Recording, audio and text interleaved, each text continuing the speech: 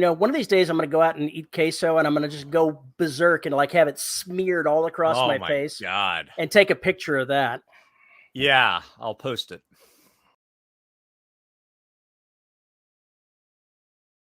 So, listeners, this has been a hard week.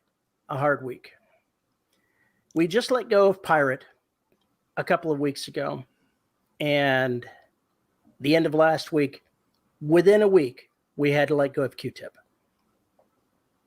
That's 3 cats in 2 months. Ugh. It's killing me. Yeah, I could imagine so. You've got a lot of old cats. Not so many anymore, unfortunately. Screamer is the only advanced senior that we have. She's it now. What the is next 18? She's 18 and a half years old. Oh, boy. Which is why I think that 2022 is not done being a jackhole. 2022 is far from being done being a jackhole. It's only June 11th. 2 of our other cats are 14, and all of the rest are under 10. But our senior population has just about vanished. I'm sorry to hear it. But it's not all bad. I got a call from a friend of mine in Seguin that I knew in high school. And the day just weird timing, the day after Q-Tip passed, we went down and picked up this. Is it clear? Not really. Clear. I'll probably post the pics you sent me over. Well, she's in the Discord. Let's see if that comes clear. What you need to do is post that on the Facebook, Listeners Dead Robot Society Facebook group. That's what you need to do. She weighs a whole 1.8 pounds, is 6 weeks old, and is a very sweet little girl. Oh. They are also trying to capture the second kitten that is there and may catch it, may not catch it. I took my live trap down so they can make another attempt. If they catch it, then we'll pick that one up as well. I mean, if you're in for a kitten, you might as well be in for 2 because they'll entertain each other. You're reloading. You're just fucking reloading. Superheroes got to put on the capes, my man. With great power comes great responsibility. I mean, it's fine. I don't mind you laughing about it. It is funny, but no, I just thought it was. It just amused me. I think it's. I've never turned a cat away that came looking. I know, for help. And I love you for that. I think that's great.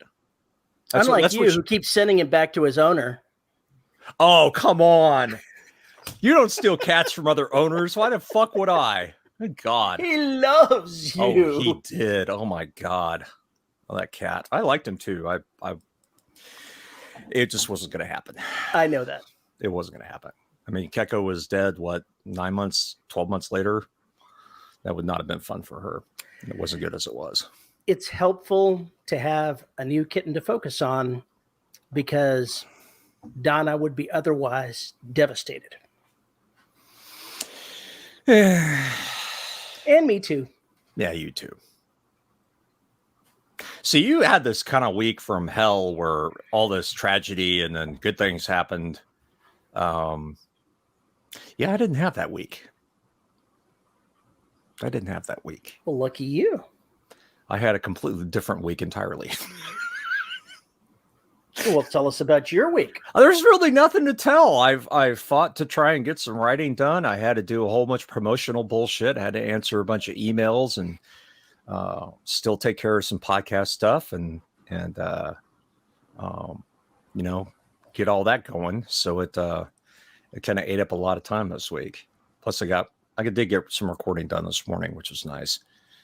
It just was a bad breathing week. In case you didn't know, folks, it's like 108 degrees outside with the heat index, or will be in a few hours. And the air is like volcanic ash in my lungs right now. So I haven't been breathing very well, which has made everything difficult. But, life goes on or something. Which putty is that? This is Grace. Grace. Also known as Crazy. She's got a crazy button. Oh, yeah, that's right. You did say she has a crazy button. She's being lovey right now, but if she gets overstimulated, she'll keep right on purring while she mauls me. That sounds like almost every cat I've ever met. This is her times 10. So we're going to watch her like leap on top of your head and like, bounce up and down. Now she'll grab me and go, yeah, or the tail will start thrashing. Yeah, when the tail thrashes, it's usually time to let them go. Nothing good comes from that. You all right, man? Well, that was because I got a face full of fur. Ugh. Ugh. The other thing the beard oil might help with is that it would trap the cat hair in your beard, so you'd have like extra beard. I'm not sure that's a positive. You just ruin all my good ideas. You just constantly say, it's shit. It's shit. Well, if your editor's not going to tell you, I might as well. Oh, damn. That was cold. That shit was bad. Whew. It's 108 degrees outside until in Paul's heart it's 33. Yeah, fuck you, Terry.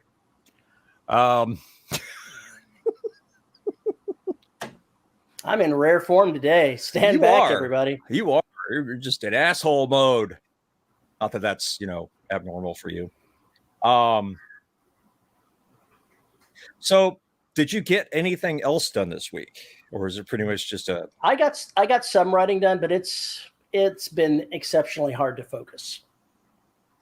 I'm about 50,000 words into this novel, and even though I know what I need to do and know where I want to go, finding the enthusiasm has been really hard.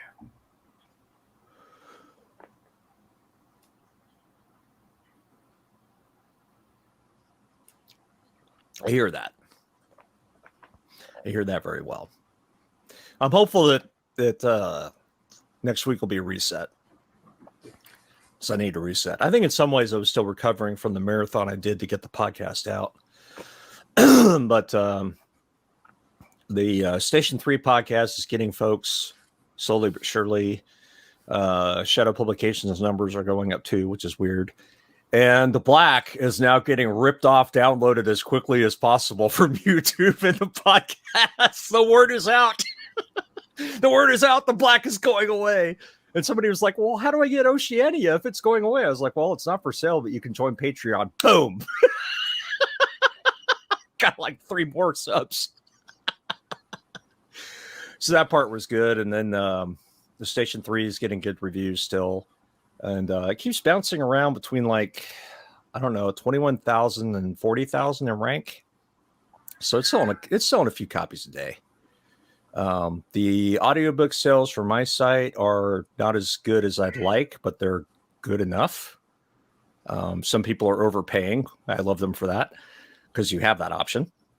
And what else is going on? Apart from that, not a whole lot. The usual bullshit. Must be nice. Yeah, I know. Why are you yelling at me? Because you're dad. That's why. Terry, does there really have to be a reason to get yelled at by a cat? She just wants her attention. Exactly. Oh, God. So what are we going to talk about today? When your life is fucked up, how do you keep doing what you need to do?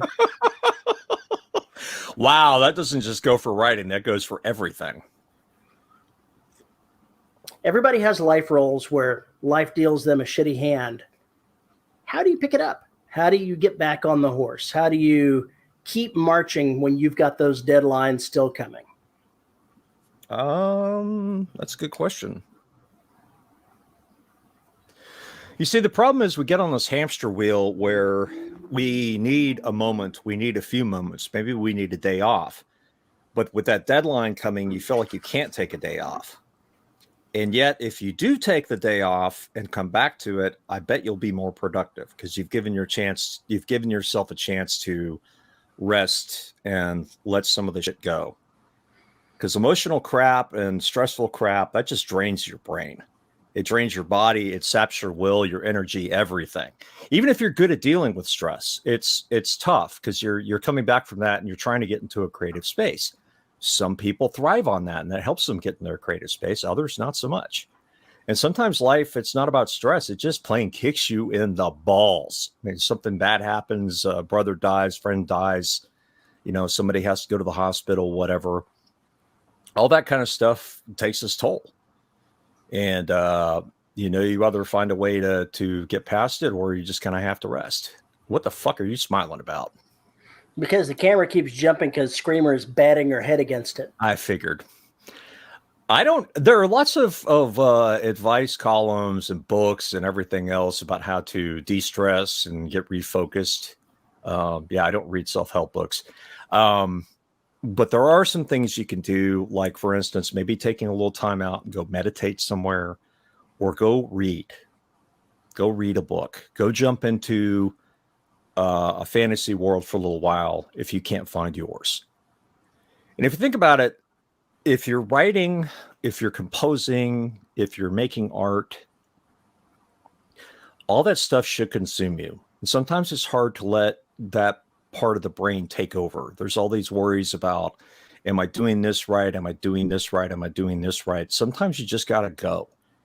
And there are times when I've been completely exhausted, stressed out, and everything else. And the only escape was just sit down and write, even if it was only 500 words. Just have time to jump in and give yourself a little bit of space from all the madness going around you. And, the converse is true, too. If you're writing and suddenly you're having problems doing certain things or the brain's just not clicking, go do something else.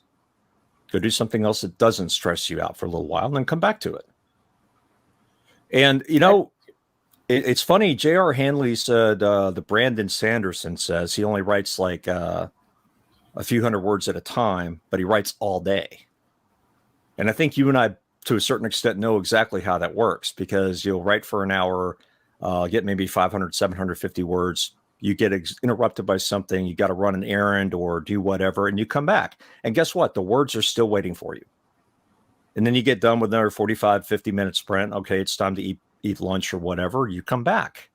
And as long as you have the discipline to keep coming back, you'll keep getting words, even if they're the wrong words, even if they're not the right words, the words that are going to end up in the final draft. They're the words you need to do to keep going and keep the story going.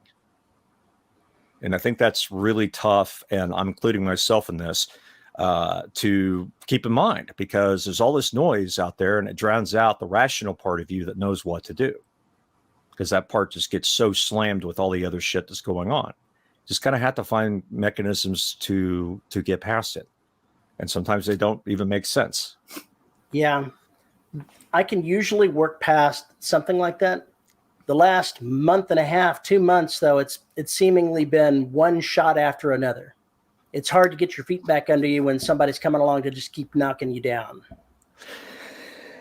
Yeah, I got a feeling you and I are both going to be dealing with a lot of that. Only mine will be with humans this year. But it can be difficult. It's silenced me in the past when I was younger. And it affects your confidence, or at least it can. And some days it's like, why am I doing this? Nobody's listening. Nobody's reading. Who cares?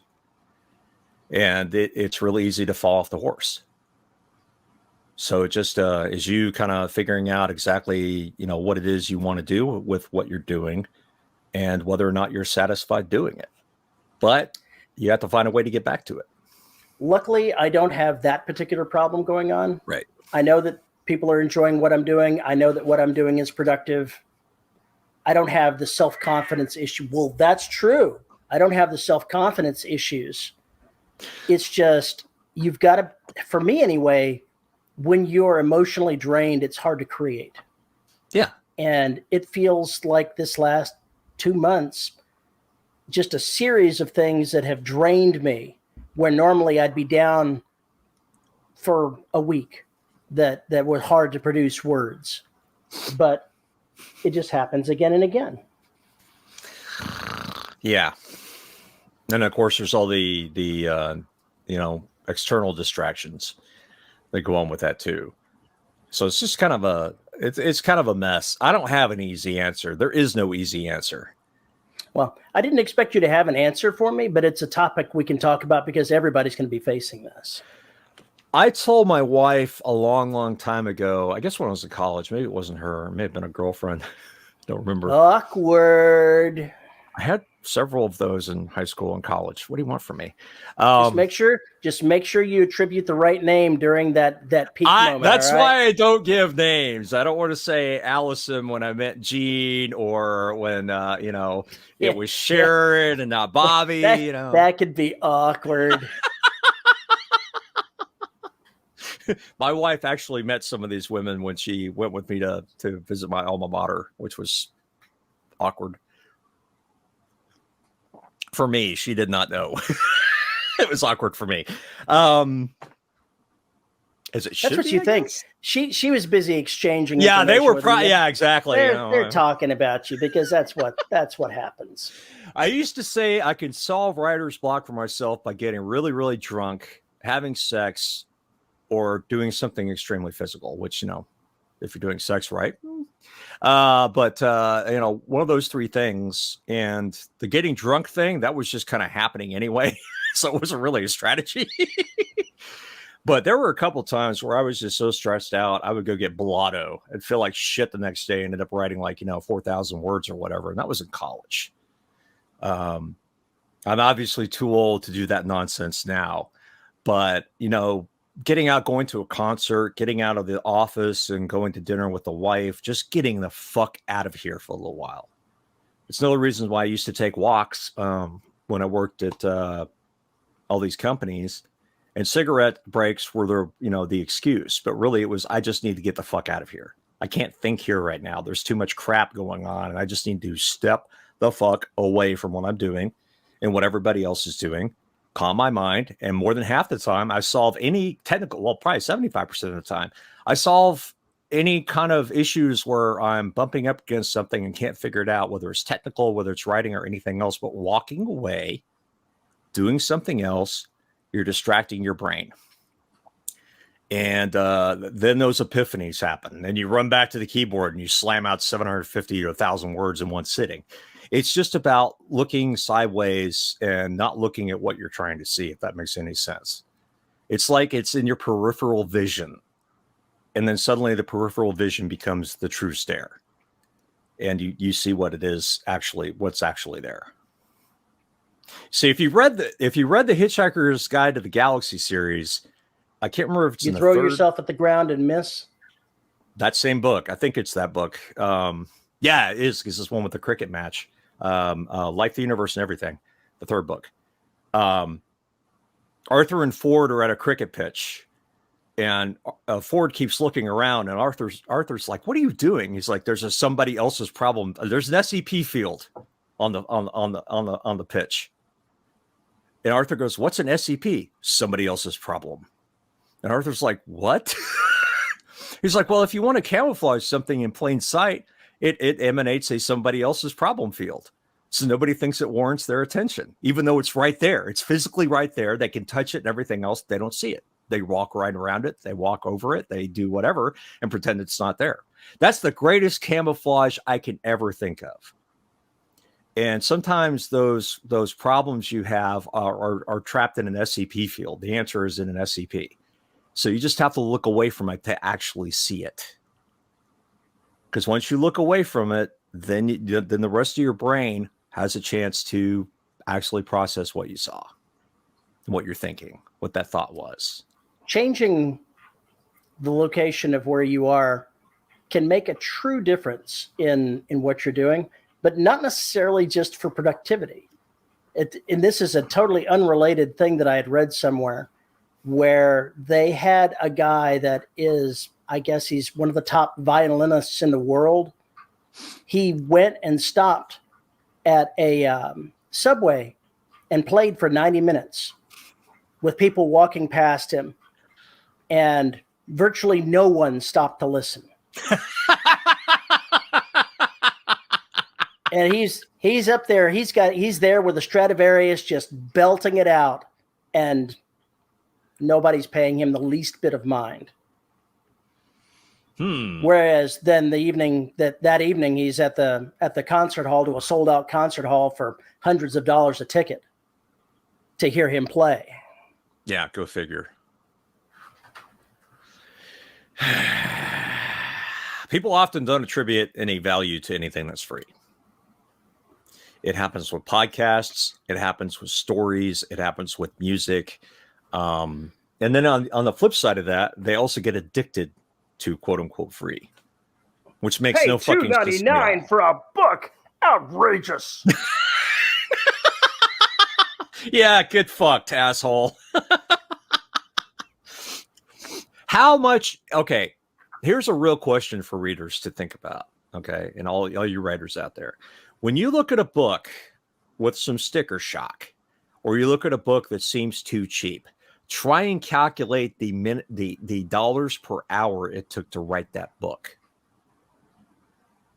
Calculate what the writer is actually getting paid per hour, and what it would take for them to even make $1 per hour or $2 per hour what they're doing. Depending on the book, that's a big deal. So somebody spends 4 months of their working life on a book, maybe they're owed a little bit more money, but not $14.99 for a fucking 300-page book.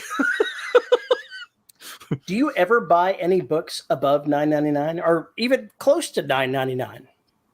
It's been very rare, and it has to be some massive tome. Like a Peter F. Hamilton. I mean, I've done all the audiobooks lately, except for, Alan's stuff, which I've been reading.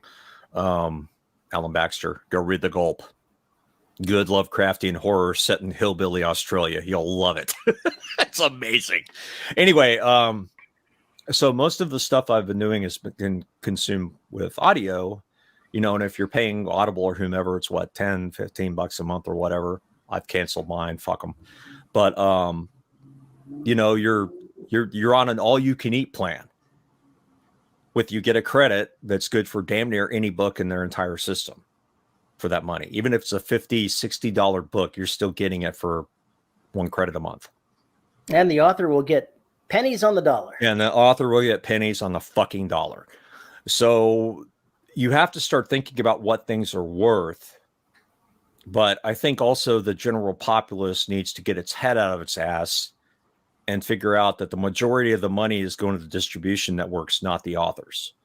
Just like with musicians, the money goes to the labels. It does not go to the musicians. It just doesn't, unless it's a special deal. The average label doesn't pay people shit.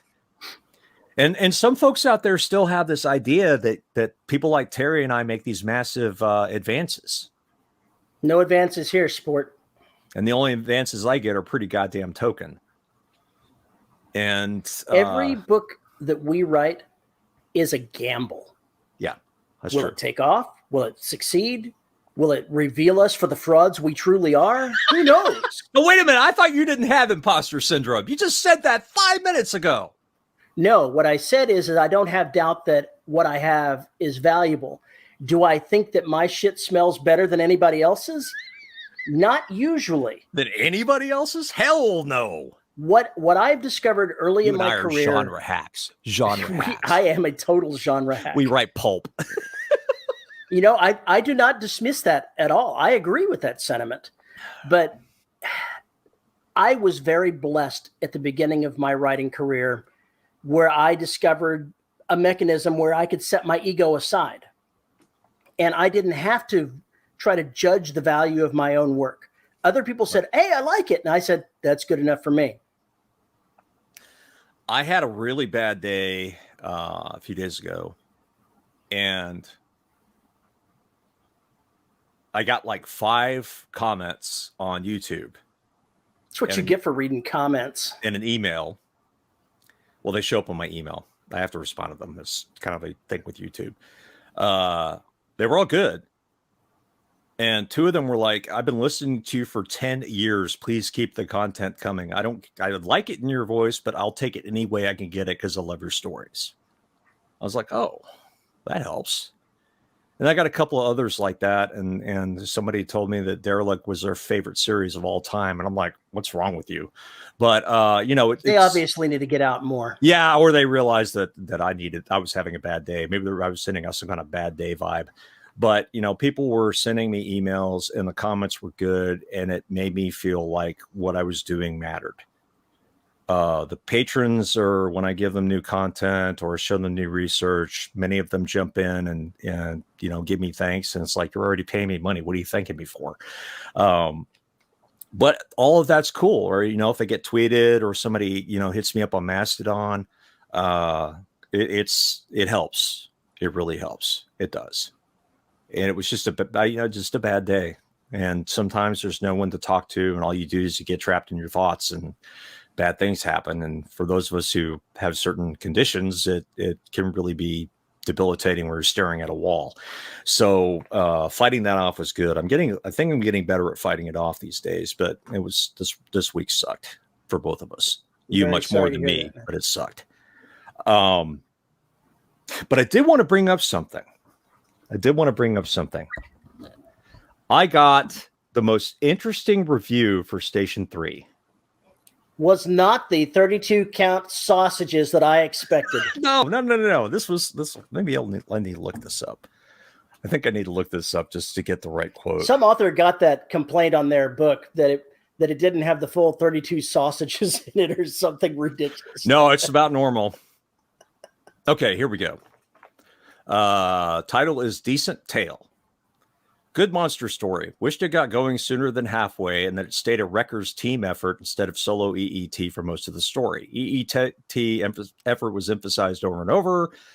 However, it's, blah, blah, blah. Would have been more fun with more dialogue among this, that, and the other. I did like the beasties a lot, and that saved my rating. Sorry about the could have, should have. Disappointed. May try the black.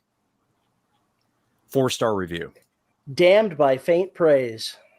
Well, I don't think it's faint praise. They obviously finished the book and they liked it enough to give it 4 stars. They just wanted it. They just wanted more. Now, what I found interesting about that was I specifically chose to go with a single character as the primary and pretty much put everybody else off as a voice when things got going. You never see these people. We only see things from Zilf's perspective. We never see it from anything else, only Zilf.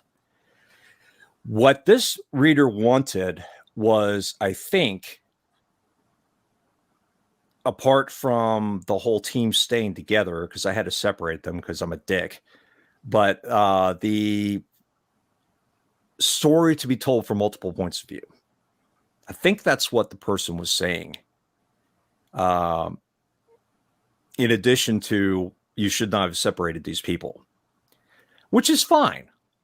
But there were reasons, because that is kind of the nature of the trope, and I didn't want to ruin that. I wanted to try and do this the way I wanted to.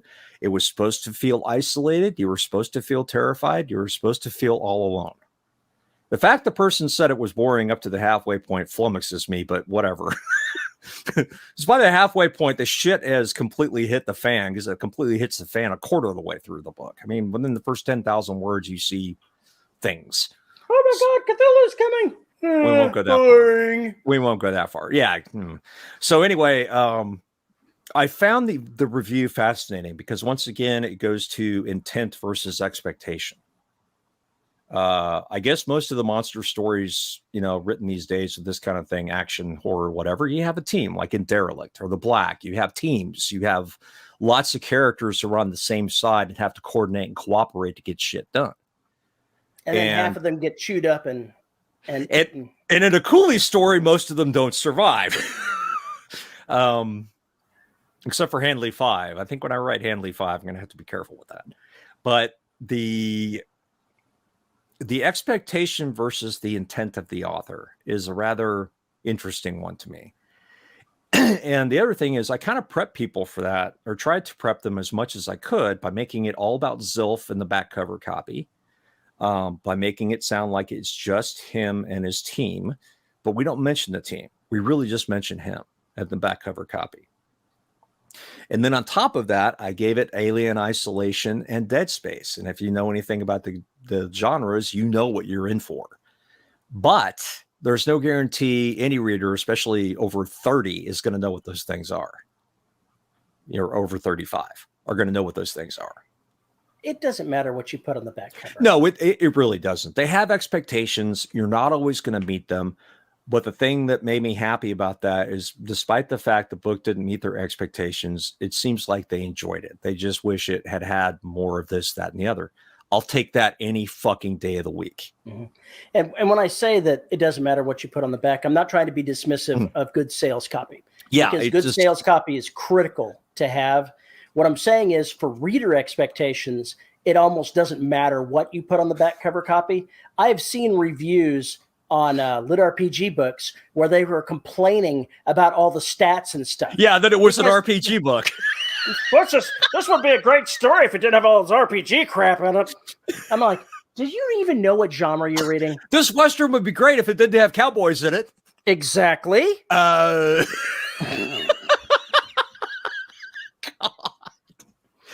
And I posted a review one time and somebody was just like, how the fuck did they come up with that? Did they even read this book? I'm like, yeah, you gotta wonder.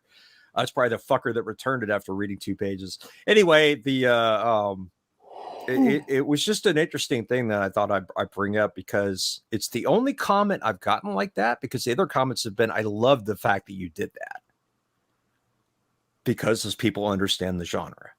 I have seen people post back-to-back reviews of one person saying, Book A did this. Book A was terrible at this. Literally, one right after the other on the page, where you're like, was this coordinated? Did somebody do that on purpose? Sounds like bot panic. Bot panic? Yeah. What is bot panic? When you look at all those reviews and you go, holy shit, I'm being attacked by bots. Oh, okay. I've never done that. I have, on other people's behalf, because I've seen it before. It's pile on. Yeah, sometimes I think those review barrages are coordinated, or people just putting down the wrong book, and that's always their review. Didn't you always get like a 1 or 2 star review from some person for a 2-star review?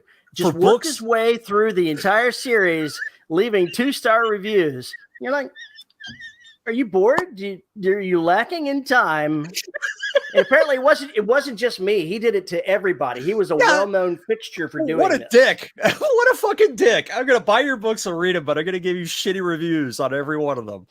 Apparently he hasn't posted a review in something like 3 or 4 years. Oh, so that's the suspicion is that something happened to him. Quite possibly. Because sudden dead silence. Or just got tired of writing reviews, and or he forgot how to cut and paste. I don't know which. I think he was having fun doing whatever it was that he was doing. So I suspect something happened where he's not able to post those reviews anymore. Regardless, but it was like a badge of honor, though. Got my 2-star review. Hey, you bought it. Or you read it all the way through and got all the page reads for me. And so they were verified purchases, which, on a side note, apparently leaving reviews through Kindle Unlimited now counts as a verified purchase for your review. About fucking time. I know, right? That screwed a lot of people, I think, who got a lot of reads. I paid any attention to whether a review was verified or not. I just don't care. Honestly, as one of those people that doesn't read reviews, I look at the stars and how many, what their proportion is. That's the only attention that I pay to it. I really don't pay attention to the words they say, because I don't want to know. Good, bad, indifferent. It just screws with me to read people's reviews of my work, so I don't. The only reason I read this one, as I was scrolling down to check page rank, and I scrolled too far, and it was the top of the comments because it was the most recent one. That's the only reason I knew it was there. The other thing is, when I got the first 10 reviews on Station 3, I went trolling through them so I could find one that maybe I could screenshot if it was, if they were worth it. And I found a couple, and so I used those for promotion. But that's it. I'm not going to go through those reviews because I know that some of them will just make me feel like shit, or go sit there and go, yeah, you missed the point. But whatever. It is what it is. So I wouldn't get too devastated by some of the reviews for this stuff because it's just crazy. It's just crazy. I did have one YouTube comment that I thought was really interesting. Said that there are channels out there with 100,000 subscribers and that are doing audio dramas, and they don't do it as well as I do. Because a single sentence from me sums up what they try and do in like 7 minutes. As far as showing emotion, detail, and things like that. I really love that as a compliment. But it made me sit there and go, well, why the fuck are these people so successful? What is going on behind them if the stories are like that? Success is a tricky thing. Is it luck? Partly. Is it because they tell a good story? Maybe. Is it just some confluence of events that no one can really say? Almost certainly. Is it marketing? Did the marketing work? Sometimes, yeah. I mean, why do I have success as an author and some other authors who write better stories than I do? Why do they not? I don't know. It's one of those things that you just can't answer. No, you found your audience, or they found you, rather. I wrote stories that entertain myself, and I'm just lucky that enough people like the stories that I tell myself that they read in. If I'm honest with myself about Derelict, there were many parts of that book I did not enjoy writing because they had to be written and I didn't feel inspired, but I had to write them to keep the story going. So once I threw away all that bullshit to write Station 3, and I think it's what hung that book up for so long before I found my way into it, is I was too busy trying to appease hard science fiction people. And I realized it was impossible to do what I wanted to do and make it a hard sci-fi. It just wasn't going to work. There's got to be hand-wavium here. I'll explain the rules at the very beginning, and then we move the fuck on, right? So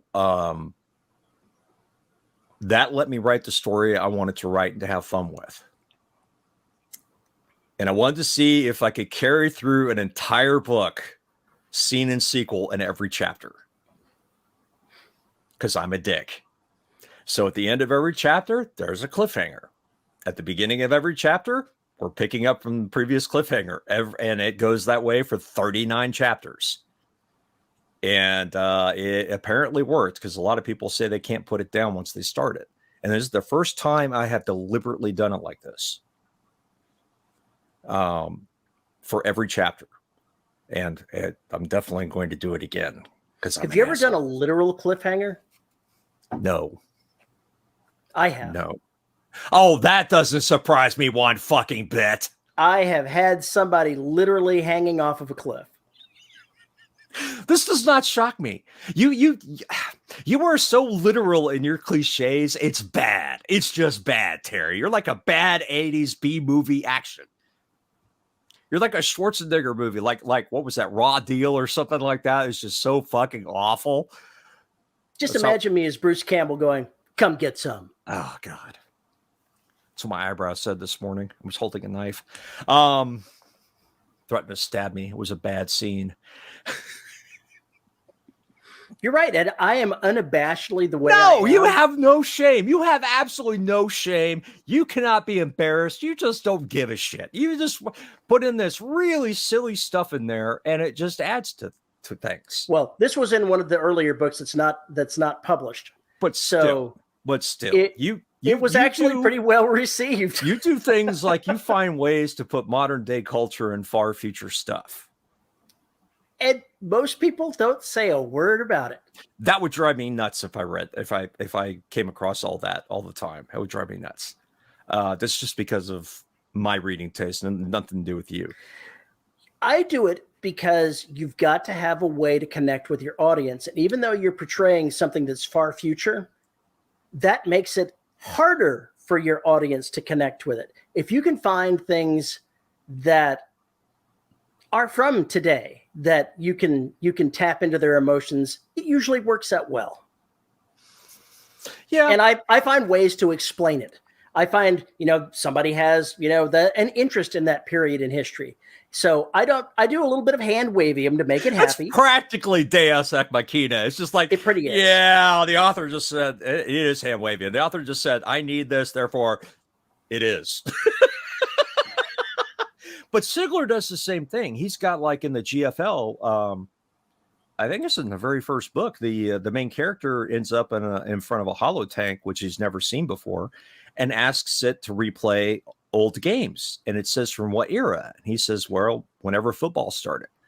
And it's like, well, the earliest game is from this recorded is from 1920 something or whatever. And he's like, okay, we'll play that. And then he sees it as flat. For the first time in his life, he's seeing something in that aspect ratio that's flat. There's no depth to it. And he's so confused.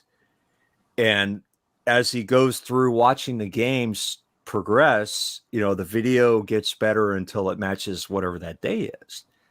But it does gives Scott a chance to talk about the differences between old American gridiron and the world that they're in now. And some of those things are really funny. Like, they call the referees zebras, but they have no idea where that etymology comes from. They don't know why you call refs zebes. They don't understand where it came from. Nobody knows what the term originally meant, or other than it was for referees. They didn't understand that it was the black and white shirts they wear. So even the aliens were calling the referees the Zebes, and there was no context for them at all. It was just, that is the way it is, which was funny. And it allowed him to do and carry through that silly part of it, which if you're an American gridiron fan, or hell, a hockey fan and soccer fan, they all wear the check shirts and everything. So it carries through. It has a lot of context, and anybody picking up the book is going to get that. One of the things I've enjoyed doing a couple of times is have one of the characters talking to the other characters going, what we're going through right now, it's such bullshit. If this was a work of fiction, no one would believe that this was going to happen. That's the author peeking over the page and looking at the reader and going, hi. I've done that too. Uh-huh. I know you have. What can I say? My style works for me. I realized I had forgotten to, well, I always do this, but I'm doing it pretty strong in Oceania, where the character asks a question and the narrator's answering for them. No, and in fact, he never did. No, it's like, why did I get in the water? What am I going to do now? And then there's Paul's voice going, yeah, I didn't think of that before you jumped in the water, did you fucking idiot? It's me talking, but it's in the character's voice, but it's me talking to the character is essentially what it is. Even if the audience or the readers, listeners don't understand that's what's going on, that is me talking to myself, by making little comments like that. Because we all have those thoughts, right? You do something and your inner conscience goes, what the fuck were you thinking? How did you think that was going to turn out, you moron? We've all got that little voice in there that says stuff like that. It's just, you are that person. You are the narrator. You are that voice. That's your job. That's part of your job. As a writer, bringing yourself into there is your job. How they do it, that changes from author to author, from work to work. Oh, yeah. But just as you're breathing life into the character, I think you're also breathing life into the story. I'm not suggesting the narrator needs to be a character, but you know what? If you think about it, a narrator almost always is a character. Even if they're just explaining the facts of what's going on and we never get any kind of commentary, they're still there narrating the story in some form or fashion. And those are the chances you have to put yourself into them, as long as you don't go overboard. If you do go overboard, you end up in Kurt Vonnegut territory. That's not necessarily a bad thing. It's just saying that's where you're headed. Don't be Deadpool. Don't be Deadpool. Actually, Deadpool's a first-person character. The only way Deadpool works is if it's focused on him and through first person, because then you get all the thoughts in his voice. Yes, but he breaks the fourth wall intentionally and talks to the audience. That is the other thing that you have to do, right? And breaking the fourth wall has been around as long as drama has existed. Soliloquies were spoken directly to the audience, not to the air. It is the character making their thoughts known to the audience in such a way that it doesn't sound contrived. I mean, you've got like House of Cards. In the first couple of seasons, he's always breaks away after about 7 or 8 minutes and talks directly to the audience. He talks directly to the camera, even if there are other people around him, because that's the way the story was written, and it fucking works. It works so well. But you have to have the skill to pull it off. And I think that works best, obviously, in first person works. I don't think that's really a problem. But that has been around as long as the written word has been around, as long as people have told stories. So I wouldn't be afraid of it. I'd embrace it. You just got to not go overboard. But I love it. I love writing something in the character's voice and then thinking to myself, you're an idiot.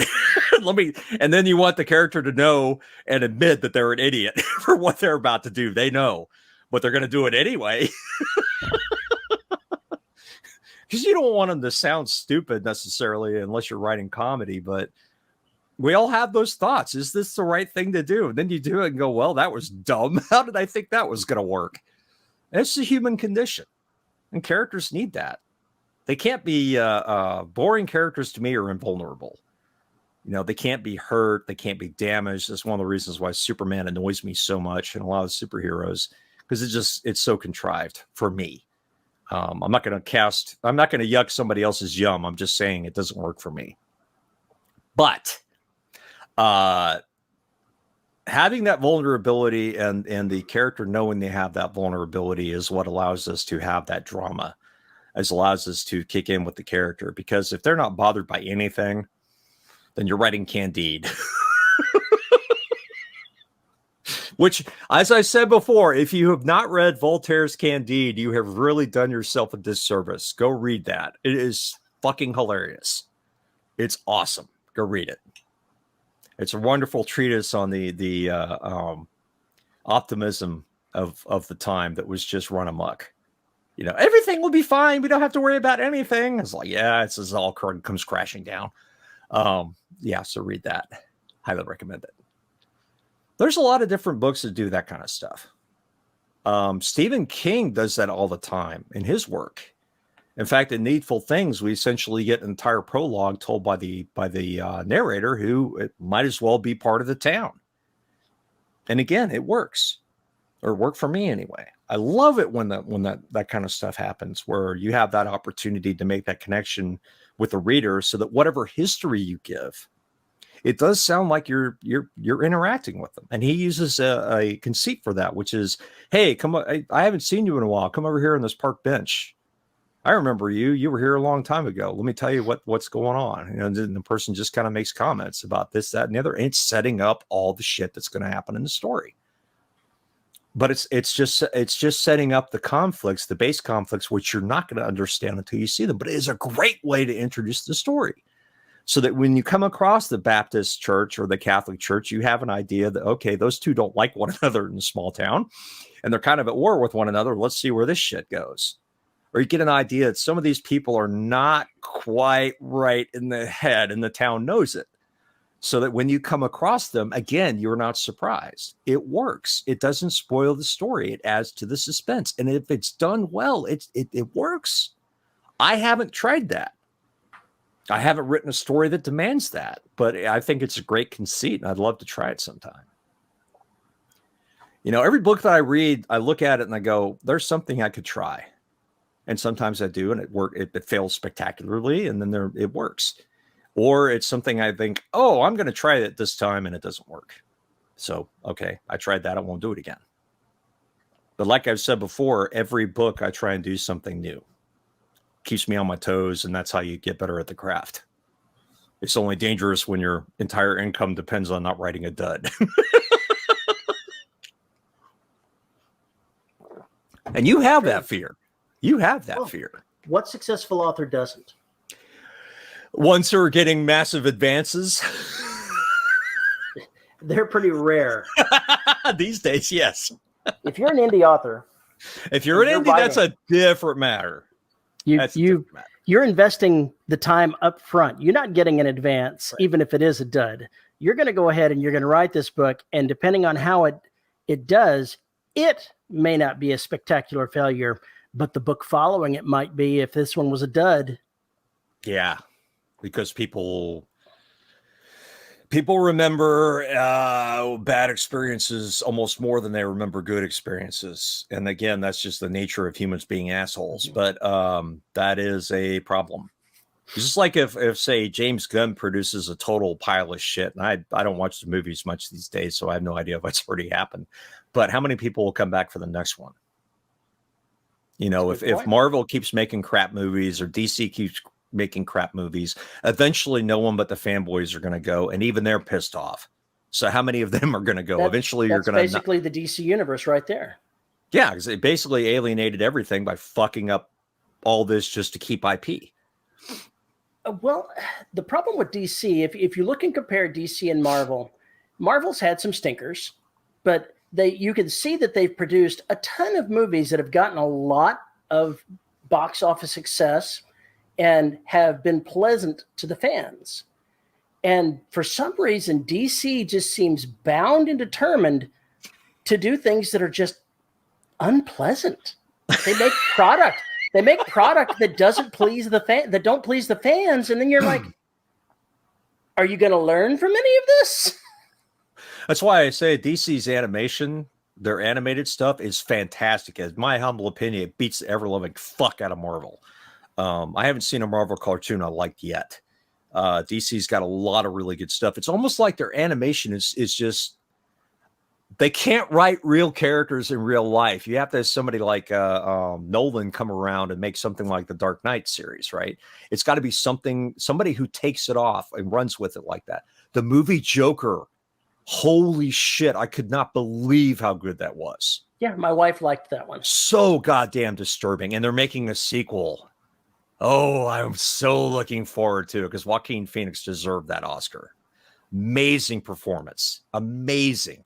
But those serve this other niche. Those are so adult in nature that they capture almost anybody. You don't have to be a DC fan. You don't have to be this. The Dark Knight is a fantastic trilogy. The second movie in that is unbeatable. It is a perfect story. It hits every beat. It is a perfect 3-act play. One of the problems that DC has run into is they had so much success with The Dark Knight that they tried to make everything else gritty. Even the stuff that was not supposed to be gritty. Especially the stuff that was not supposed to be gritty. Right. And that's an issue. You got to do what's right for the characters and picking them up. Well, okay. If you look at DC's most popular properties, even The Dark Knight, it's essentially based on the gritty stuff that Alan Moore and some of these other folks wrote for DC. DC did not directly create those properties. So they're trying to take them and transplant them into movies.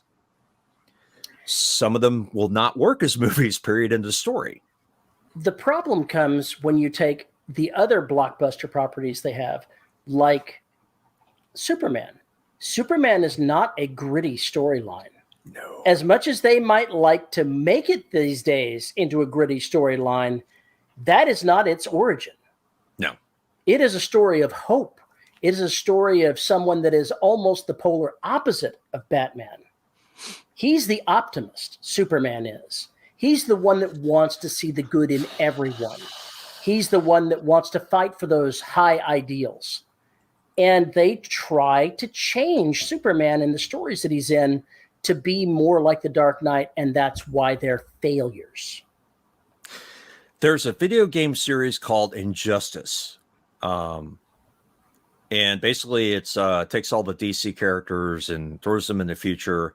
Superman, Lex Luthor kills Lois Lane. So Superman kills Lex Luthor. And then he kind of goes on a rampage. So they have to like capture him and they throw him into something he can't get out of. Meanwhile, because he's gone off the rails, now he's got all the villains in his corner. So there's like a huge fight Well, going that's on. awkward. Yeah, really awkward. Really awkward. So anyway, they've made 2 of these, and the storylines are actually okay. They could be so much better, obviously, if they weren't a video game, if they did real stuff with it. But they had an interesting concept, a very interesting idea. It's just like the original comic book graphic novel Wanted has nothing to do with the shitty movie they made, but it is all about all the villains got together and killed all the superheroes. And now there's nothing but villains left. And they each got like their own mob family, and then they're going to war. And there's all of this other crap going on. It worked great.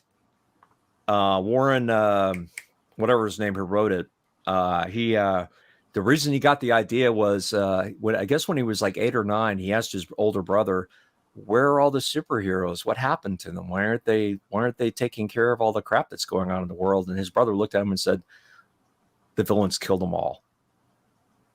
So imagine hearing that at 9 and what that's going to do to you growing. Sorry, kid. Santa Claus is dead. Yeah, Santa Claus is dead. The Easter Bunny killed him.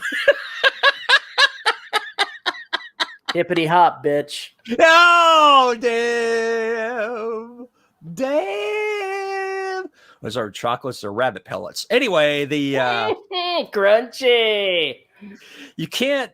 I think you have to do service, and you have to set up the right lore to make some of these things happen, and that's what they don't do. I mean, think about what I did with the street. All I did was turn things on its tail. Kept the original lore, didn't mess with it at all from what people saw, because everything was backstage of what I was talking about. So it still made sense. And then when you pull the rug out from under everything, this is what you get. New Jack City with puppets. That kind of thing works because you're staying true to the lore, you're staying true to the characters when they're in public, and then you're showing what they're really like when they're out of the spotlight. That's why it works. If you look at how Marvel did the Avengers in the beginning and compare it with how DC did Justice League. Oh, God. The Avengers, they did not get along well. They did not play well with others when that first movie came around. And they were all, in their own way, likable characters, ones that you could enjoy watching. But their foibles got in the way. Iron Man's ego, Thor's whatever it is he's got going Captain America's naivete. Yeah. All of those various things were an obstacle that they had to overcome. But they did mesh into a team that once it happened, they were a team right up until Civil War tore them apart, which was a great set of storylines to find the fracture points and to bust them up. Whereas if you look at Justice League, each individual hero was still just isolated. Even when they were working together, they were still standing alone. And I think that's one of the reasons that DC fails in those conglomerations is they don't do teams. Not really. Actually, I think you're right about that. The only exception to that is Watchmen. I didn't see the Watchmen, but I'm talking about the mainline. How can you not have seen or read Watchmen?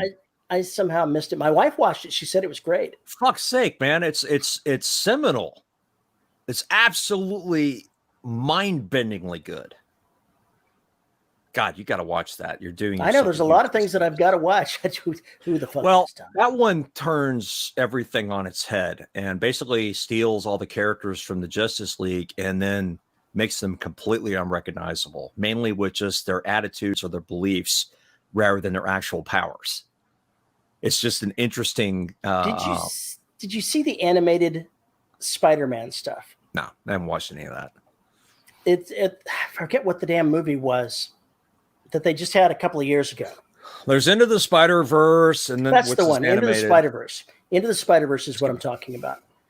There are a bunch of Spider-Men from different various places in there, and it plays out in a lot of ways like the Avengers meeting up. Everybody has their own foibles that they have to deal with, and they do come together in the end of it. And it's pretty good.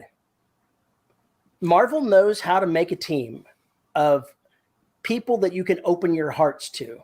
Whereas DC, their characters feel powerful but untouchable. They don't feel like they get into your heart. That's why Injustice is called Gods Among Us. You can't you can't relate to a god. You just can't. But the problem is, if you want to tell a story to someone that's going to pay money to go see it here in the world, you've got to connect with them. With a few exceptions, I agree. There are always exceptions to the rule. You know, what but was that great movie you told me to?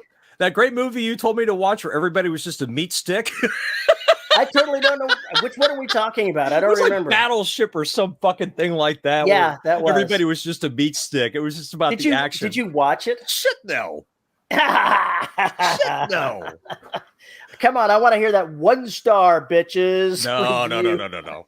Why would I waste my time on that crap? Oh, says the guy who watches terrible horror movies. No, actually, it wasn't Battleship. It was Hunter Killer. Yeah, that's the one. I couldn't remember which one. Battleship was just stupid.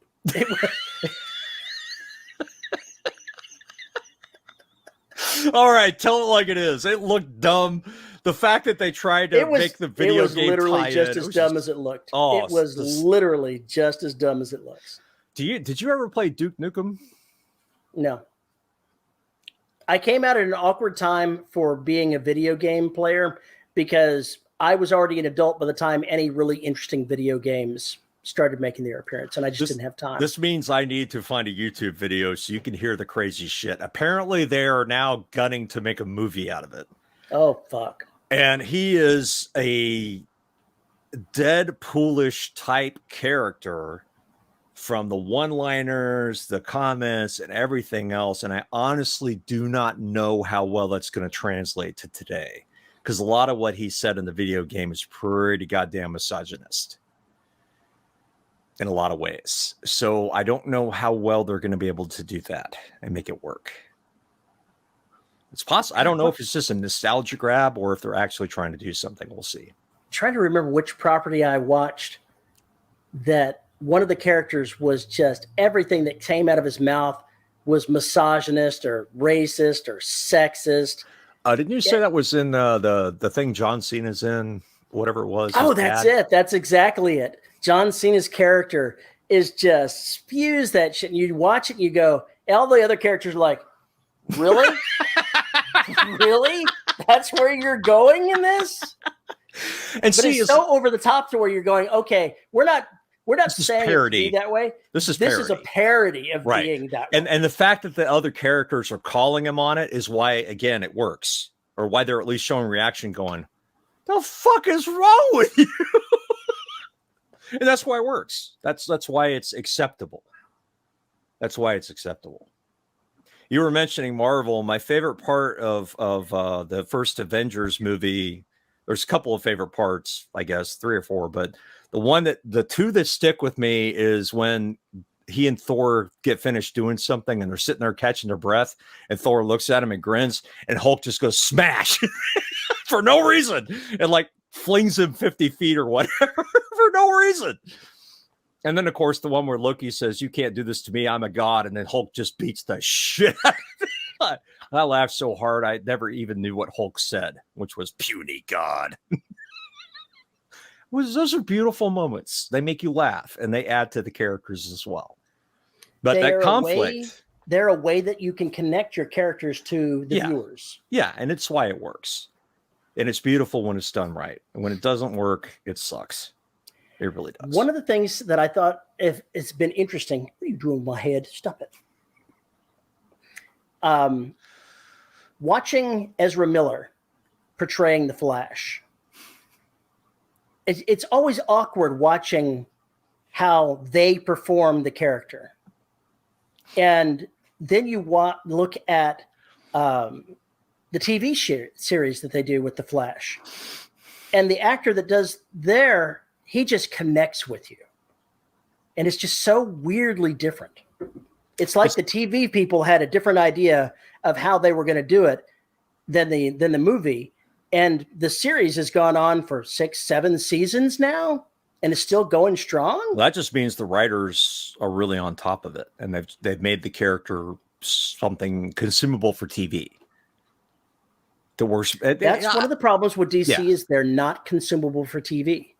They're trying to do something different. They're trying for something other than wide market acceptance, but they want the money that comes with wide market acceptance. Look at all the disasters the Fantastic Four had. What, 4 movies, and there's not a single one of them worth a shit.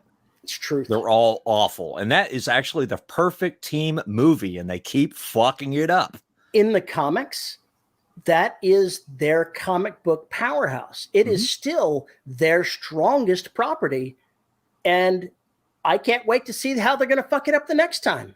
I mean, the scary part is the parody Sorry, I need to stop. This isn't DC. This is Marvel doing it. So Marvel may actually do something with it. We'll see how that works. Well, before it was Sony. Did you see who they got playing Mr. Fantastic? No. I wasn't even aware they were trying to make a new movie. No, he had a part in the latest Doctor Strange movie. Oh. An alternate reality version of Mr. Fantastic.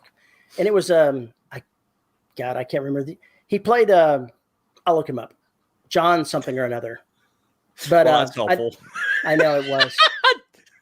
He played I can't do it. I give up. I can't think of his last name begins with a K, and I can't remember who it was. He did the I can't even remember the author of the series of books that he played. Wow, you are just really rolling out the information here and following breadcrumbs. Yeah, we'll see if I can do this here. These breadcrumbs are microscopic. I need stronger glasses to see these. Come on, help me out. It's John Krasinski or something like that. Yeah, Krasinski. John Krasinski. I don't know who that is. No idea. Yeah. I give up. Anyway, you can take a successful property, as we all know, and completely fuck it up. You can also take a property that wasn't successful and make it something good, because somebody fucked up the original premise when they executed it. So you can recover from that, or at least you can learn something from somebody else's failure. And see exactly why it doesn't work. And that's why I encourage you, if you didn't like a movie, or if you like a movie, watch it more than once. He played Jack Ryan in the TV series based on Tom Clancy's stuff. Yeah, I didn't watch that either. The first season was fabulous. The second season was mediocre. But the first season was literally, what the fuck are they going to do next week? I have no idea. I heard the same thing about Raised by Wolves, which unfortunately apparently was just canceled. Was it? I hadn't even watched a single episode of it, although I've heard of it. Brent says it is off the fucking map as far as just how crazy it is. And it's a really weird show, shot very strangely, and it just captures you and you can't stop watching it. Except apparently it doesn't capture enough people. Well, it's Netflix. They're canceling shit left and right. It's what they do. Or maybe that's HBO. I can't remember who had it. Maybe it was HBO has Raised by Wolves. I don't remember. Yeah. This is not Netflix. Regardless. Personally, it sounds like Falling Skies. I liked that show a lot. And then it got canceled. There is an article about the Great Contraction. And talking about how all the streaming services have overextended on their budgets. Like there was something was supposed to be filmed in Northern Ireland. I just read about that was canceled by HBO because they said they couldn't come to an agreement with the director. But looking at things, it sounds like the budget was so spectacularly high for what they were trying to do. It was supposedly going to be more expensive than Game of Thrones was. And then the reality hit that they've lost subscribers, that they're having more monetary issues than there were before. So they're trying to do this, that, and the other. Well, that means that a lot of the creative budgets are getting cut. And that's supposedly happening at Amazon, Hulu, Shudder, whomever. The big production stuff is probably not going to survive for very long, unless it's like, flagship kind of thing. I mean, I know that they've still got the Lord of the Rings stuff that they're going to be doing, and they've paid so much money in licensing fees on that I suspect that that's the that'll other keep monster. going. That'll keep going for a while. But then there's the other fantasy series that they did, which was a total and utter piece of shit. Was that the Wheel of Time? It was the Wheel of Time. Oh my God. Season 1 was a friggin' dog. Friggin' shit show, huh? I understand that, looking at the books by Robert Jordan, that there's a lot of things that go on in there, but they skimmed a little bit much to get where they were going. And they changed a number of things that, while some of it's pretty cool, pretty okay, some of the additional characters are okay, they scrapped some of the core reasons of why the show was what it was. If you read any of those stories, magic in that world used to be binary. Men and women had the magic. And something was polluted in the way that the men accessed the magic. So trying to use magic by men drove them mad. And that was a core tenet of the story. It's the Quetzat Haderach, right? It's basically Badib. No man had survived the whatever Bene Gesserit rituals. But keep going. Sorry. But in the TV series, they made a point of saying, oh, the new Dragon Reborn is going to be in this village, but we don't know if it's going to be a man or a woman. Yes, you do. You absolutely do, because the dragon is a man. That's the way the story was written. That's one of the core tenets of that story, and they went ahead and threw it away. But if you did not know that, would it have mattered? I think that it does, because there is very much a power in the symmetry of having one of the primary genders be the magic users and one of them being basically the hunted rodents if they ever tried to come look for the magic. So I do understand that it doesn't fit the political narrative, but that was part of what that show was. That's part of what that story was. And to change such a basic rock bottom element of the story, I think did an injustice to the story itself. Fair enough. Like I said, I never watched it, or read it or anything. There's a lot of people who love it. If they had gone out of the way to make the one that's going to be the dragon actually a woman or actually somebody that's non-binary, that would have been a different thing. But it ended up being a man anyway. So it was basically just noise. Okay, all right. So basically they just made the comment, but they were going to go with the original story anyway, but they changed the structure of how things work. Yeah, they should have left the structure either intact, or if you're going to change the structure, actually change the character.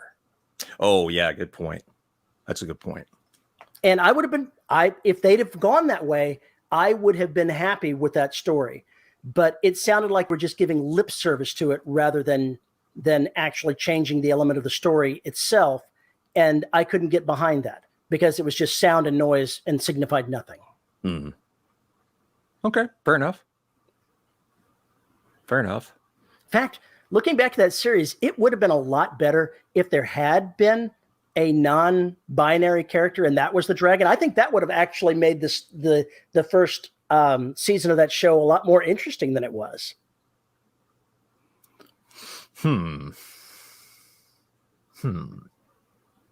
some reason, missed opportunities. Yeah, for some reason the word hermaphrodite jumped into my head when you said that. That's totally not where I was going. I know, but it jumped into my head going, well, that would kind of smooth things out a little bit if the magic was supposed to be biological and a double Y or double X. I don't know. I'm not sure that the books, to my knowledge, I only got as far as book 5 because I eventually stopped reading because I was like, I'm waiting till the series is over, and I haven't picked up. Yeah, good luck with that. And now that it's done, I actually do need to spend the time to go ahead and listen to the audiobooks. 89 hours later. Oh, more like 89 days later. That's just the last book. Yeah, no shit. What is it? 2,000 words or some crap? I have no It's idea. a bacon. I think the last book, I think the audiobook was like 50 hours or something ridiculous like Yeah. that. Yeah. Like the length of the entire fucking Derelict saga. 4 books long. God damn, that's huge. That's one book. The Aes Sedai in the story, they went out of their way to make it an organization of women. And so by having a woman possibly be the Dragon Reborn, Made no it sense. just made no sense.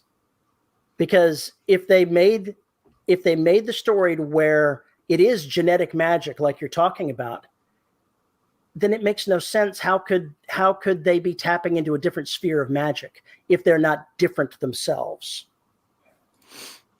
That's a good question. I don't have an answer. It was never explained in the first season, and I just think it was very, very poorly handled.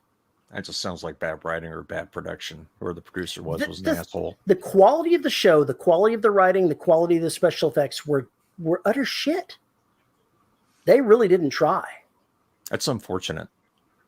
Very unfortunate. It just almost seems like they did it just to do it.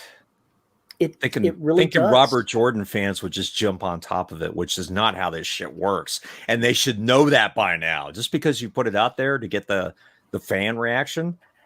Well, let's look at another property. A Wrinkle in Time. They made a movie over that. Have you ever read the books? Nope. Didn't see the movie. I haven't read the books. I haven't seen the movie, but I've read the books many years ago.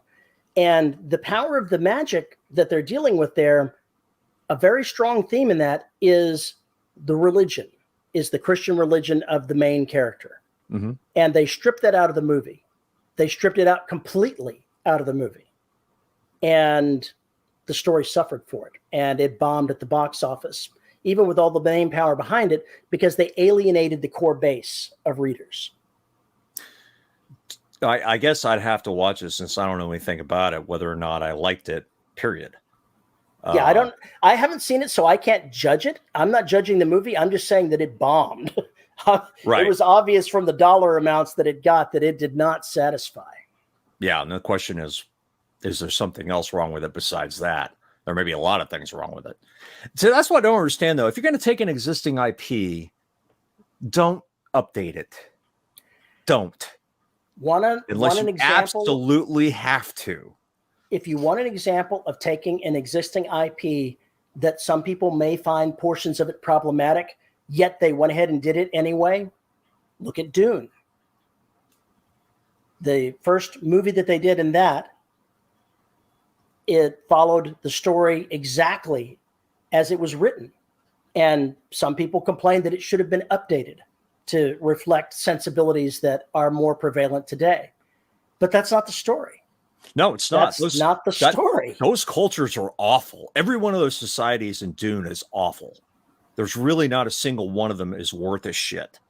The Fremen are relatable because they are at the bottom, very bottom of the caste system of the galaxy, if you think about it. They are scum. They're considered a rodent problem, which is why the Harkonnens come in and start killing them all as quickly as possible. It's a genocide. That is the only reason why all that matters, because the Fremen are not nice people. They're not. Now, we get along with them because what they're put up against, yeah, no wonder they're pretty goddamn violent and commit quote unquote terrorist acts, because they really have no choice. It's their only voice. It's the only thing they have left.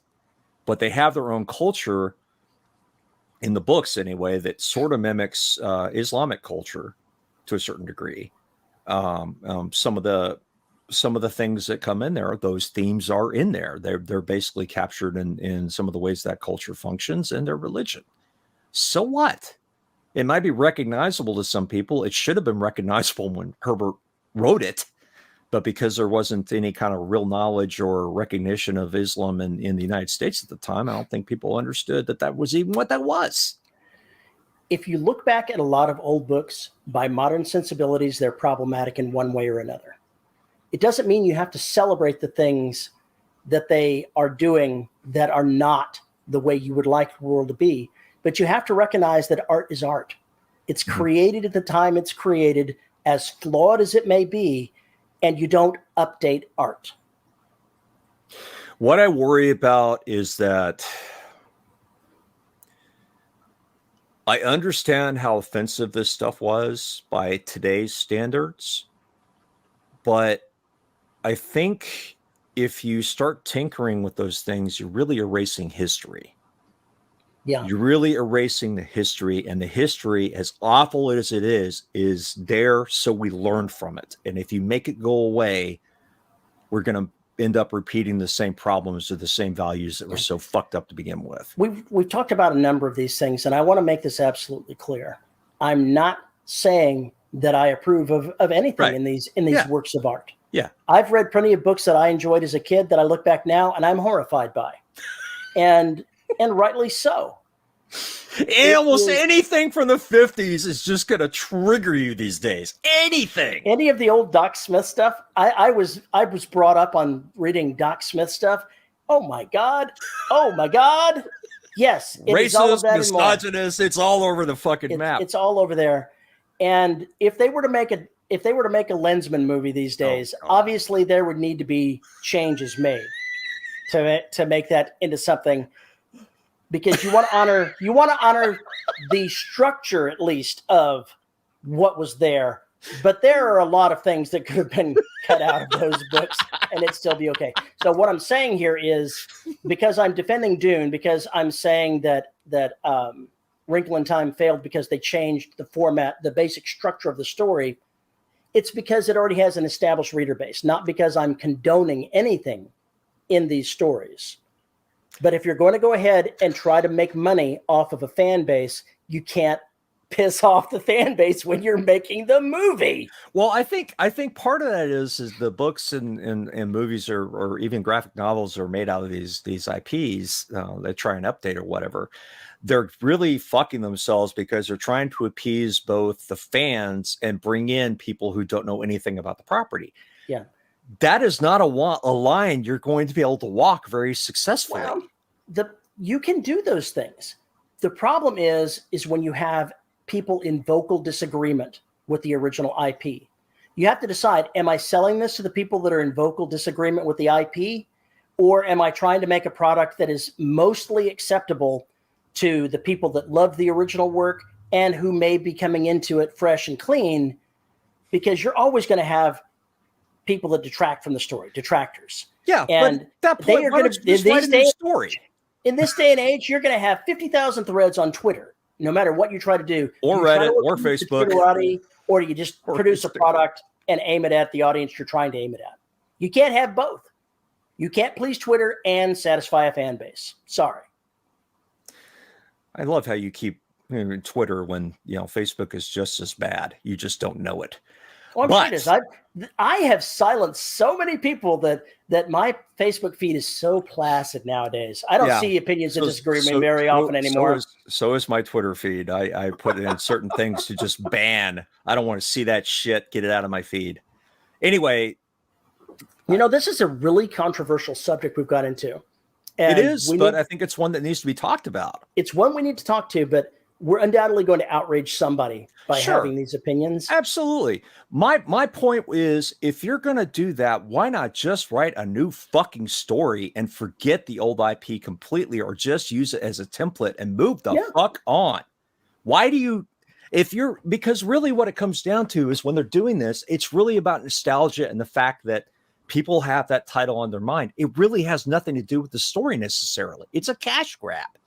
95% of the time, from what I've seen, it is a cash grab. And that's why it always fails. And it drives me absolutely fucking crazy because there's all this great IP out there that's on the bookshelves, digital or otherwise.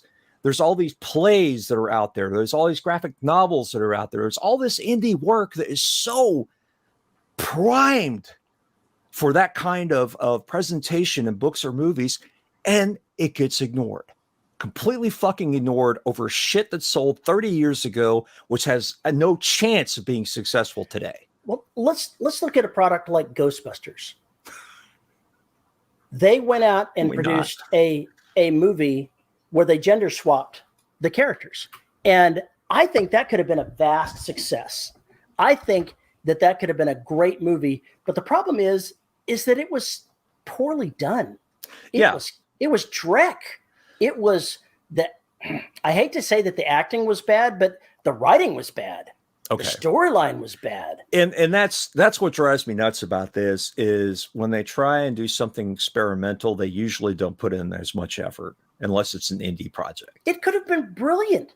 They got some A-grade talent to act in this, and it could have been brilliant. And it failed because they just wanted to do the gender swap, and they thought that would be enough to carry them across the finish line. And it's not. And that's also a problem in books. You know, we've been harping on movies and TV, but if you go read some of these books now, there are billions of them. We write them too. They try and hit those cultural beats, and the cultural beats don't fucking matter. They really don't. The only cultural beats that matter are the ones that matter for the story. Any of that other shit that you drag in is fucking noise. If it doesn't bear directly on it, when you include it, it is noise. And for genre fiction, in a lot of cases, I think that's death. I think it's death. There are certain things you can do. There are ways to do it right. And I'm not saying you should stray away from reflecting culture, not at all. But if you go out of your way to include everything that you think is wrong in the world, nobody's going to read that book. What's the word? A polemic? Polemic. I've never pronounced the word before. So I've only actually seen it in print. I'm shocked you know what it means. If you're going to write a polemic, don't. Look it up, folks. Look what that word up means. Yeah, Terry had to. Anyway. No, I had to look up its pronunciation. I didn't have to look up what it still fucked it up. You don't understand those diacritical marks, do you?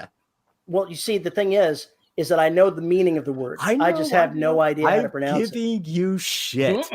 I'm giving you shit. You actually have a pretty good vocabulary for somebody who doesn't read and has never read literature, and it's just B-movie scum. You do pretty well. I have no idea where I've gotten all these words from. Because they used to be in fiction. They used to be in all the old ancient fiction that I read as a kid. That's where I got them from. Exactly. And if you read literature, you've been acquainted with them since the 1700s. Because they're all over the place. I would have already jumped out of a window if I had to read literature. Let's not go too far. So fucking hopeless. Oh my God. Anyway, I think the point is that instead of trying to mimic something or shoehorn in a political, cultural, or whatever you want to throw in there, if you shoehorn it in, everybody's going to notice. If it's organic, it's different. That's exactly it. If you want to have something in there, then it needs to be integral to the story. It has to be the story would not be the same without it. Right. And another good example is that is The Expanse. That series would not work if not for the fact the Belters are scum, considered by the Martians and Earthlings anyway. Mars and Earth hate each other, and their cultures have completely split down the center of and they each have propaganda about the other to the point where the average citizen in either place doesn't understand what's really going on with the other people that they're supposed to hate. And that's on both sides. That sounds like modern day. Yeah. No kidding. But the thing is, without that, if Mars, Earth, and the Belters were all happy together, it wouldn't work. There'd be no conflict. The purposeful setting that up to where you have three groups, essentially, they're vying for survival. Although I would argue that Mars and Earth had nothing to worry about, so Belters were getting screwed by everybody. And that's part of the reason why you kind of associate more with the Belters, and also why the main characters of that story spend most of their time with the Belters, because they're all cast-offs from the society that they were born into, every single one of them. And that's why the story works for me. Worked for me after up to the third book when I gave up. But did you watch the series? I watched the first 4 seasons, I think. I hadn't finished it.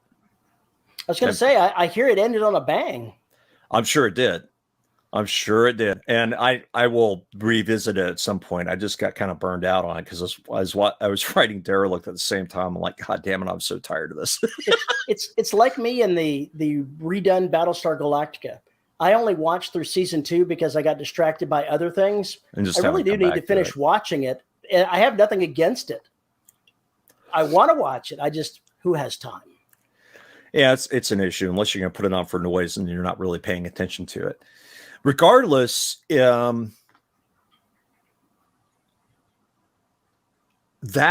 mechanism that they had there really did describe modern day in a lot of ways, and it's why everybody was able to, or why a lot of the readers and watchers and everything else were able to identify with it. Because it is almost like two political parties, two different armed camps going at each other, and each suspecting the other one is intent on their genocide. And then you have assholes in each of these camps trying to get it on. It's like taking the U.S. and USSR and from the ramping 80s. It up to 11. And ramping it up to 11, exactly. And that's pretty much what that book has. And that's why that book works. I'm not sure when The Expanse was written, but 2000s? It very well could be a reference back to the USSR. Oh, I think it is. I think it's a reference. I do think it's a reference to the Cold War, because it is a Cold War. They're not in a hot war yet. They're just heading that way.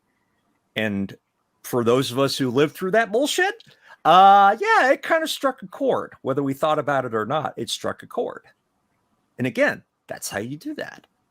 And it worked beautifully. I don't know if they intentionally set it up that way or if it just happened that way organically. Either way, it is a reflection of a period of time. It really is. I love it when writers are able to make that happen, because it really enriches the story. It provides a very fantastic, interesting setting for the characters to wander through. The detective, whose name I don't remember, and in The Expanse, I guess he's in the first 2 seasons. Can't remember his name, for crying out loud. He is my favorite character in that entire series because he has a different experience than everybody else that is in that story. He's always been a belter. He's always been a belter, and he's old enough to go back to the bad old days where there were all these problems with atmosphere, oxygen, people getting born as mutants, things like that. He's very well acquainted with that, and the modern belters are not. So he's carrying around all this history from a much earlier time, and it has very much shaped his attitude. So all of that adds as a foil for the idealistic characters in the books. And it works so fucking well. I mean, that's why those first 2 books are just so amazing. Third one I didn't like as much, but that's why I stopped reading it. But if you haven't read those first 2 books, definitely read them. They are fantastic. Just fantastic. And I highly recommend the TV series too. Again, the first 3 seasons. There are ways to do it. Go look at how it's done well and then see what you can bring to your work. But honestly, if you're not going to make those details organic, it's going to fuck up. You've got to make everything you put in your story count for something. If you were taking something that was created in an earlier age and you're changing it to update it for a more modern audience, you've got to make whatever those changes are really meaningful in the story, not just cosmetic. If it's not really supposed to be there and not important for the story, then you run the risk of alienating people that are familiar with the original work without gaining anything from it. So make whatever changes you do, make it mean something. Yeah, that's the issue. Like, for instance, the Foundation series. I have not seen the TV at all. I've heard kind of mixed reviews about it or whatever, but the bottom line is that something was written really started in the 50s, I think, when he first wrote the first one. 50s or very early 60s. There are so many changes you have to make for any of that to make sense to a modern person, because it's just way out there by comparison. It's like you talking about Edoc Smith. And it's not because necessarily of how the characters are portrayed. It's simply the language, the culture at the time, the technology at the time. People today, if they saw some of that technology, they're going to look at it and go, what the fuck? You know, it's like, how often do you see circular UFOs anymore or circular spaceships? Every day, man. I see UFOs that look like that every day. Terry, Sausage, baby. Terry, you really need to stop snorting sterno. What the hell's wrong with you? Anyway, those things fall out of favor. So now you have to build this. Oh, well, we know that going up and down in spacecraft is really bad. You'd have a space elevator. Okay, now we have a space elevator here. And we've written part of the episode around that. I understand that happened. But those kinds of details change the story, but the story necessarily has to be updated and adapted. And that's the danger. It's the adaptation that fucks you. Updating something for special effects, updating something for to add the technology things and make it relatable, that's cool. Don't change the characters. Unless you absolutely positively have to. And even then, you got to have a very light touch. I mean, it's possible to do a great adaptation. It is. They're just not done all that well often, which is really unfortunate. So I don't know. I can't even talk shit about Lord of the Rings because the first two books were exactly as the first two movies. We're walking for fucking ever. That's exactly what those things were. I'm going to get so much hate mail. Well, you know, they made so much money off of those movies that obviously most people don't agree with your stance. Oh, yeah. Well, you know, people have no taste. Anyway, it's a beautiful movie to look at. Boring as shit, but beautiful movie to look at. My opinion. I'm just not a high fantasy guy.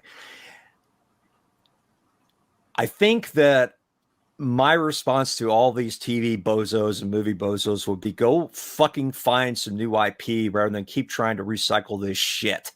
It's never going to happen. Fucking it up every time you do it. So why never going to happen, buddy? I know, because they have no brains. Just look what they did with the whole making a sequel to Blade Runner. I like that movie. Oh my God. If they had maybe cut it in half, everything was too slow. Everything. I liked that movie. I liked the pacing. I think most people disagree with you. And that's fine, but you know, that's not to be unexpected. It doesn't matter what most people think. I enjoyed it. I enjoyed the pacing because I like Philip K. Dick, and a lot of his stuff has these moments where you're kind of cogitating, world feels unreal. Here we are looking through a replicant's eyes at everything. It's a different experience.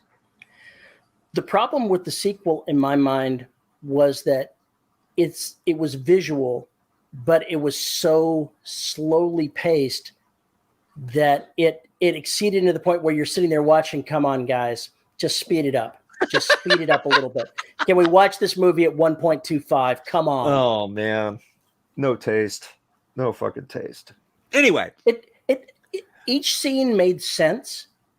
The problem was it really did feel like they were moving through molasses. Every scene, it just took 25, 30% longer time than it needed to. Up the speed of your talking, people. You know, talk a little faster. His computer processors were overloaded, so it took him a while to talk. I don't know. We're going to disagree about this all day. I like that movie. I like the original, obviously, the director's cut without any of the fucking narration. I like those properties. I thought they were done extremely well. But I understand what you're saying. I just disagree with you. It's okay. I can live with that. Yeah, it's personal taste. And, you know, I liked that they did what they did. I liked what they were trying to do, and I thought it was very fascinating. I enjoyed it. But there's so much IP out there. If you want to make a massive series, why don't you go after Peter F. Hamilton's Night's Dawn or the Commonwealth? If you want to have something that's going to last a while, if you want 4 or 5 seasons out of it, why don't you go after something like that, which actually has great characters and good story? I want to see the co-Dominicum stories by Pornell and Sterling done.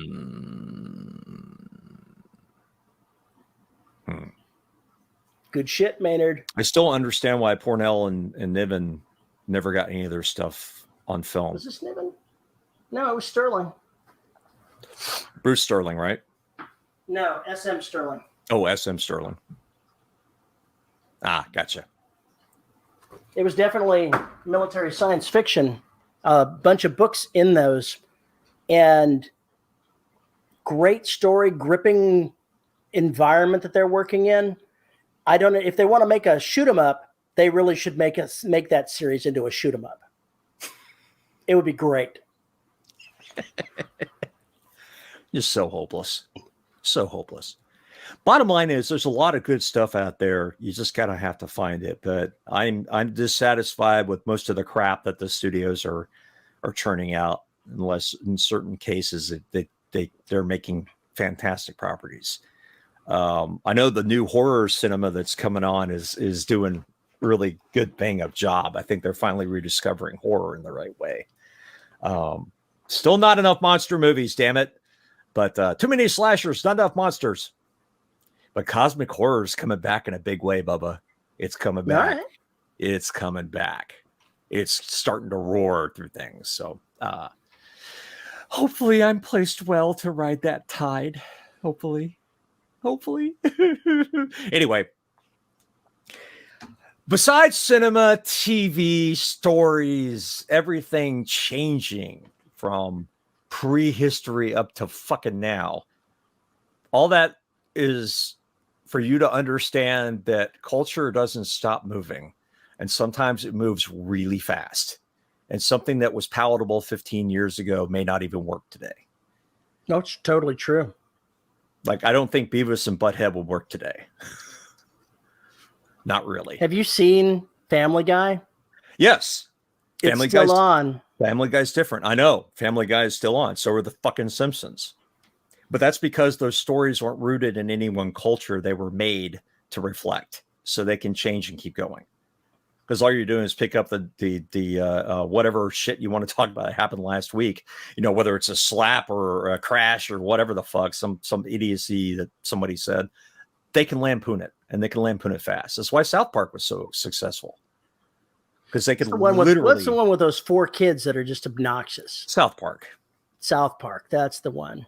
It's more than 20 years old, and it's still being obnoxious. That's exactly right. And it's still making money. But again, those properties were designed from the very get-go to reflect a moving culture, a moving body politic, a moving world. And if you could write characters like that, where you can constantly put them in those situations and write books fast enough, then that's going to be probably pretty good. But trying to adapt things that are from previous time periods, not always going to work very well. Go find new IP. Go make some new IP. Updating something to modern day sensibilities can be difficult. I don't know if they would ever try to do something like the Maltese Falcon updated for modern sensibilities. I'm not sure even what parts they'd change. What other Bogart films? There was the one in Casablanca. There's actually not a whole lot to change in Casablanca. I don't think there's much to change in Casablanca. I think that movie is pretty workable even today, apart from the fact it's in black and white and it's not in widescreen. That's a perfect movie in my humble estimation. And strong words. I think it's a perfect movie, just like I think The Dark Knight's a perfect movie. In how it's done in pacing, the writing, the characters, the acting, the directing, everything just works. It was done extremely well. And if you were going to modernize the Maltese Falcon or Casablanca, and I would honestly argue that those two things have been modernized. They just weren't named that. Okay, I'll buy that. So people picked up the idea of Casablanca. It's even mentioned in Men in Black when they're talking about the Earth is essentially Casablanca without the piano and the Nazis, because it's where all the people who are lost and unable to go home or whatever, or trying to flee stuff, they end up on Earth. Well, they draw exact attention to it, that they're basically the cops keeping Casablanca from collapsing. And I think that reference works very well for that story. But there are plenty of other stories that have that same motif. And there are plenty of detective stories that ripped off the Maltese Falcon, both in cinema and books. And you filed off the serial numbers, you took the general conceit, created new characters out of them, and there you go, bang. You have something that might really, really catch fire, as long as you make it your own. And that's the important part. So when you update something, make it in your vision, not the old vision. And don't just change things for the sake of changing them. And don't just use the fucking title as a battleship. Yeah. My how many times have we watched a movie that, it's based off of property, and then you look at the movie like, this has nothing to do with the book. Well, it shares the title. Nothing other than sharing the title. This is nothing alike. That's when you look at it, it's like inspired by. Okay, inspired by. Yeah, all right, fine. Station 3 is not Dead Space. It's inspired by Dead Space. It's not going to be Dead Space. I'm not going to call it that or pretend it is. It's just but I want to carry some of those same themes and just let people know, hey, if you like that, you might like this kind of deal. That's what you can do. You can take all that stuff, file up the serial numbers, and go hog wild. Just make it yours. And nobody will care. If it's written well and works well, some purist or snob may go, oh, you just did this. Well, yeah, but you did more than that. Just don't be afraid to grab those things. Just think of how many Shakespeare plays have been rewritten over and over again and not called that. Even if they're not adapted to King Lear. Ron, for instance, the Japanese version of King Lear, it's the same fucking story, but the culture, it's been flipped to fit the culture. So they took bait, and then Kurosawa was famous for that. Did it with Macbeth too, and Throne of Blood, I think, something like that. Taking the Seven Samurai and making them into the Magnificent Seven. There you go. That's exactly what we're talking about as well. And all that stuff, you're just basically picking up and you're changing it. Don't have to keep the same name. Same name doesn't matter. Characters, names don't matter. Even their likenesses don't matter. It's the general fit in the story that matters if you're going to rip somebody off. I think it's easier to just rip off themes, and it's easier to rip off maybe some circumstances or even setting, ideas from setting. It's perfectly fine to rip off tenets of the character. We do that all the time, every day. Every day we write, we're ripping off stuff that we've already experienced, because you can't invent from whole cloth. You just don't. Everything that you invent, all of your imagination is a culmination of everything that you've seen, everything you've experienced. It is not one thing. Your brain is not coming up with anything new. Trust me. Your brain is looking at all the information that's coming to you and making new things out of it, learning from it. That's what science is. You're never done learning science. You're never done practicing medicine. It's a constant experience, and it's going to change you every time you absorb or consume something else. It is going to affect you. It's just the nature of humanity. So don't think you've done anything new. You haven't. It's already been done. You've just put new stuff in and changed it a little bit, and doesn't mean you don't have a unique story necessarily. It means interpretation. Unique interpretation. It just tells you that this shit's already been done. Don't think you're doing something new. Just everything you think is original, Ugg the Caveman already did. Ugg the Caveman. Yeah. From the first moment, cavemen were charging bones to see naked ladies' boobies. That's been the deal. Can't believe I said that. Well, I'm glad you made that clear. I'm sorry. I was thinking about certain cave paintings that had. They were very proud of the boobies in some areas of the world. Well, who wouldn't be? I have no response to that because I don't want to read those emails. Anyway, trying to get me in trouble. I think I already got myself in trouble. Anyway, I'm not helping you, bad. I know. I'm throwing a little gasoline on the fire for you, though. Yeah, and handing me a shovel. Here, dig deeper, Paul. It'll be a great grave for you to crawl into, fucker.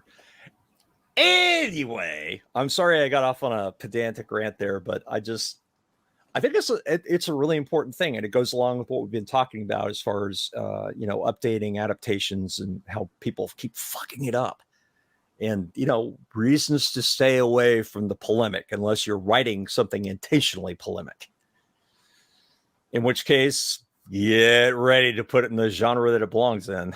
If you want to write something that's incendiary, be ready for the house to burn down. Immediately stop being on social media. Don't read email. You'll be fine. There was a video I watched of fire at a aluminum extrusion. Oh my God, that was horrifying. Did you see the guy run in and grab his phone right before everything went to hell? Yeah, I was thinking. I think that guy's a little too attached to his technology. Fuck is wrong with you? Unless he needed it to call 911. I'd have been looking like, oh no, that iPhone's gone, buddy. I'll talk to you later. I think I'll charge the company for that one. I think the company owes me a new phone. God, I did not know aluminum would burn like that. I just had never seen that. That was not aluminum. It was aluminum sulfate with something or other else that some other chemical. I'm pretty sure that it was an overpressure event, and the hydraulic lines broke, and that was hydraulic fluid that burned all out of control. Maybe not. I just only watched the video. I made some assumptions about it, so I don't know that it's the case. Well, they were doing something with the rolled aluminum treating it, and I think that's what caught fire. Regardless, it's a bad scene. You can probably search for it on YouTube or whatever, on Twitter, Facebook. Things went from normal to hell in about 48 seconds. Yeah, it was not something you want to be anywhere near around. That fire is and miraculously, no one was injured. Hurt. Except I'm sure the insurance adjusters are not happy. Because I don't think that building is salvageable. I'm pretty sure it's not. Hello, Skimmer. Oh, God. Skimmer says, Dad, you've talked enough. It's time. Yep.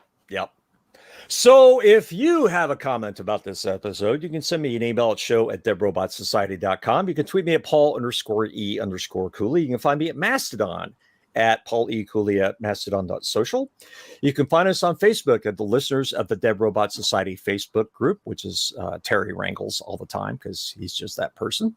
You can find us on YouTube at youtube.com/DRS podcast to see our ugly mugs and so many damn cats. And they're all Terry's. He's got a cat problem. I haven't seen your man in a couple of episodes now. I know. Right now he's decided it's hot and he's sleeping somewhere else. He's a strange cat. I think we had that discussion before. We have to thank our wonderful host, Pod Hoster, who makes all 14 bazillion episodes of the Dead Robot Society available. And if you want to support the show, you can find us at patreon.com/DRS podcast, where for as little as $1 a month, you can get access to exclusive content like live shows, mostly unexpurgated episodes where Terry and I do things or talk about things with occasionally over-expurgated. Yeah, over-expurgated. There are some that have almost had no Patreon exclusive content because, wow, we just need to shut the fuck up. Anyway, at the $10 level, you get your name read. And our $10 patrons are Tony L. Joy, Andrew Smallwood, Veronica Jaguar, Rick Shaw, Lisa Slack, and Isabel Cushy. Thank you very much to all of our patrons for making this show possible. Since, Thank you, folks. There are expenses like StreamYard, like Pod Hoster, Paul's sanity for editing all this shit, things like that. So we really much appreciate it. And before we go, Terry and I have to do our episode admission. We need a 12-step program. We do. Actually, we need a 13th step program, which just starts us back at step one. Terry and I are both caffeine junkies, and we get our coffee from corpsecoffee.com. Go to corpsecoffee.com, check out their range of coffees, boutique teas, and their wonderful webcomic, and tell them DRS sent you. Visit corpsecoffee.com and get the dead in your cup with no mortal brew.